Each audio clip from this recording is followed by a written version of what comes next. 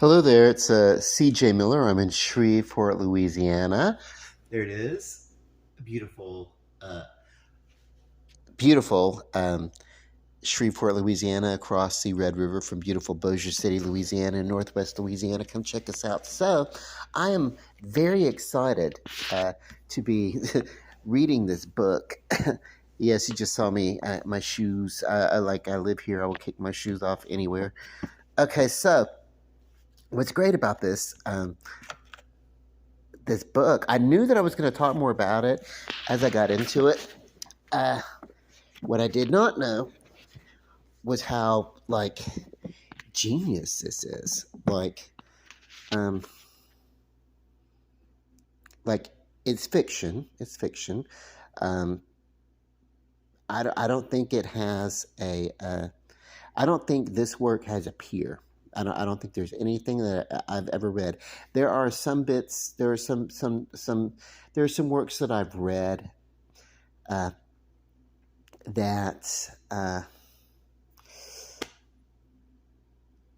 you know maybe have some um, change in perspective and everything, but nothing quite as masterful as this.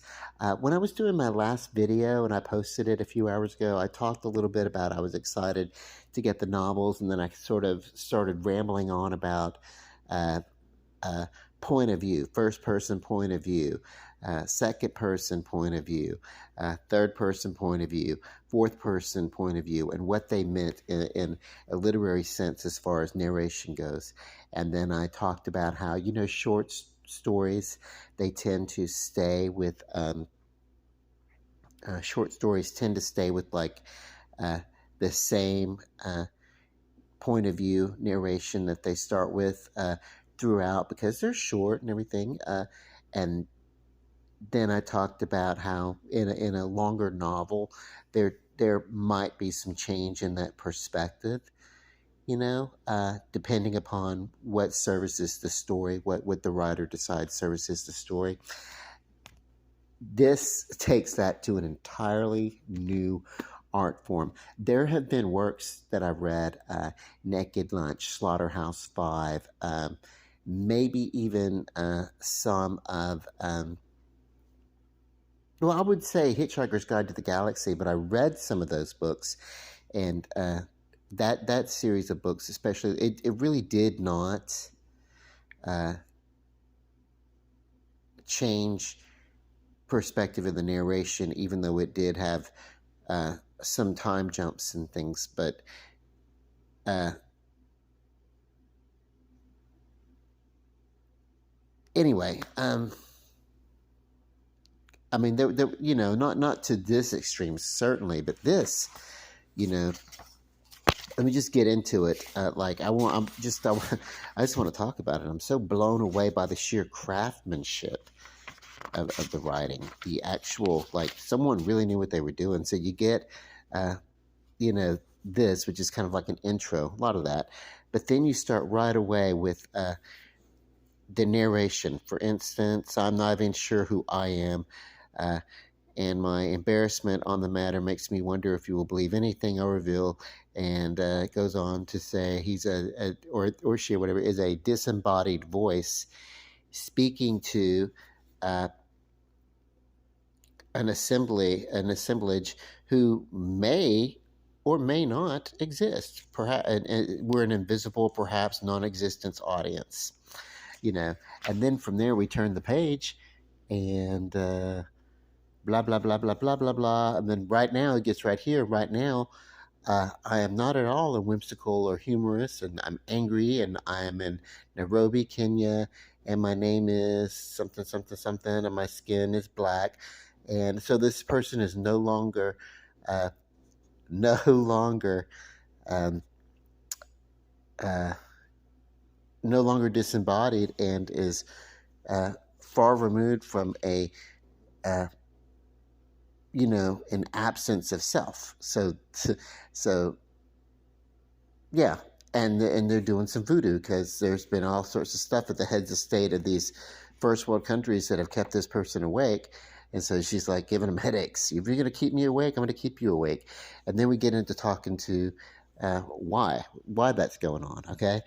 And then next thing you know, you change, turn the page, and you're not dealing with the disembodied voice who has become uh, some uh, some person in Kenya.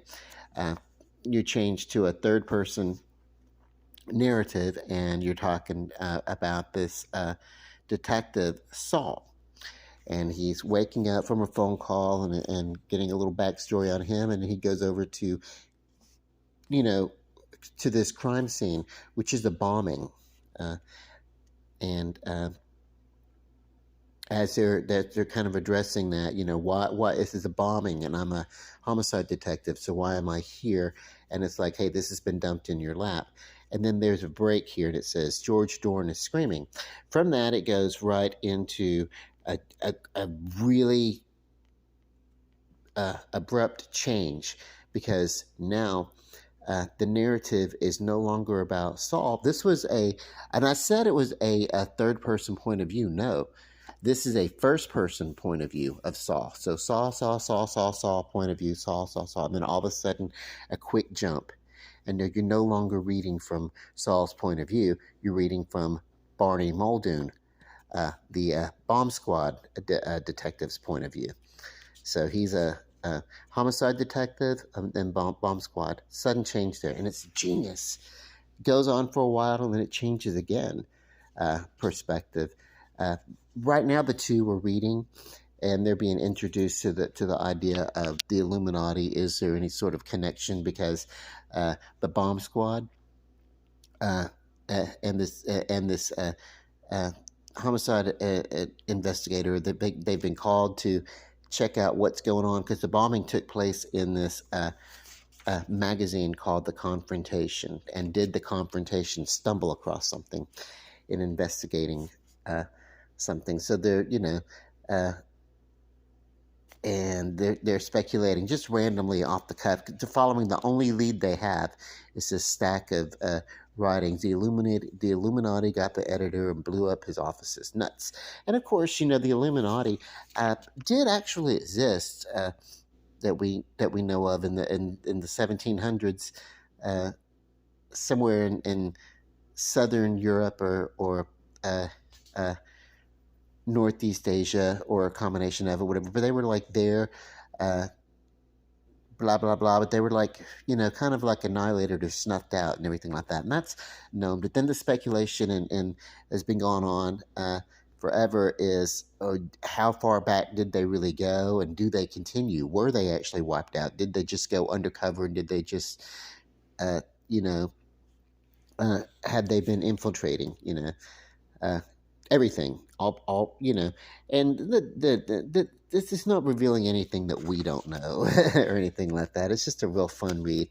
It's not, and it's fictional and all this kind of good stuff. But it's the same stuff that goes on inside of all of us. We look at the world, and we have all these thoughts, and as we're trying to make sense of things, and then what happens is, one of the most amazing things you get over here on page 29, and you start, you go from like looking at what's going on with the squirrel or a dolphin as characters in this book, and then all of a sudden here you're like, you start addressing this one character, George Dorn, who was mentioned screaming way back in the earlier part of the book, just and he's a person of interest that's come missing, that worked at this magazine called The Confrontation, and that he is that he wanted to be a rock and roll star at one point, so he wanted to grow his hair out, smoke dope, and become a rock and roll star, and he succeeded at two of those things. And the third one was not rock and roll, or he did not succeed at rock and roll. So, and then it's like the narration here gets you to thinking about George Durham, and then all of a sudden, you, the reader, me, the reader, I'm being addressed as if I am George Dern, because I'm going to push my long hair back from my forehead and hail out my diary, George Dern because reading over what you wrote last sometime, you know what I mean? It's so like, it's so great, the craftsmanship of this, that it could just take such interest in the reader to actually entertain the reader. This is a storyteller that, uh, this is great. These storytellers here uh, really want the reader to be entertained, and that's cool. Yes, as like they're just far out in left field and everything, but yeah, uh, this is probably the most genius bit of writing that I have ever read, and I'm telling you, uh, that I used to have like an entire library of some of the greatest works. I've read Nietzsche. I've read Homer. I've read Plato. I've read those things, and this just for the for the sheer craft, the style of writing is probably the best ever, and it is something I think should be revisited, and should it become uh, recommended reading. I don't know if you, if I were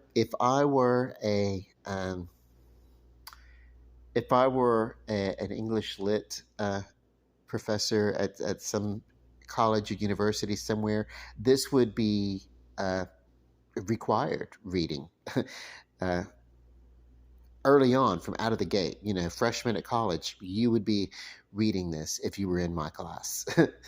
uh, and it wouldn't be the only thing. I mean, it wouldn't be the basis or anything like that. But just as, oh my God, the way that the narrative changes from third person to first person to second person, uh, quite honestly, to fourth person in some degrees. You know, with such rapidity, and that only enhances the intrigue over a subject that would be like, oh, by now, um, the Illuminati, blah blah blah blah blah. Really, are we going to talk about this again? This is like 2023, and I've been hearing about this my entire life. Blah, big deal. Who cares? But the styling of this book takes the topic and makes it very interesting, and refreshing, honestly. So I knew that I was going to talk about this book when I got into it and I started reading it. I didn't know that I was going to be raving about it just 29, uh, 30 pages into the book. And really, all that I've said about the book, I really feel like maybe I've just said it. But then again, because of these surprises, not so much in the not so much in the content of the book, but the surprise in the narration of the book that's happened so far. I am uh, I'm kind of piqued. I'm wondering what's going on, and I wonder what's going to be next. And I wonder, oh my God, what am I going to learn just from reading this book? Not in like I said, in as far as the subject matter goes, because it's just fun fiction, but I'm talking about in the styling, in the uh, architecture of this story, if you will. Oh my God. Um, this has been the most enriching 30 pages so far that I've read, really, I think, in my entire life, as far as like, just looking at how something could be written. So it's got my highest praise on it.